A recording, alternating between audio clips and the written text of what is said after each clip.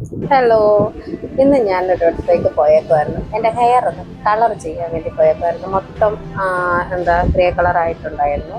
അപ്പം ഞാനതൊന്ന് കളർ ചെയ്യാൻ വേണ്ടി നമ്മുടെ പന്തളത്ത് തന്നെയുള്ള ലയൂറ എന്ന് പറയുന്ന ബ്യൂട്ടി പാർലറിലേക്കാണ് പോയത്. പക്ഷെ നല്ല സർവീസാണ് അവരുടേത്.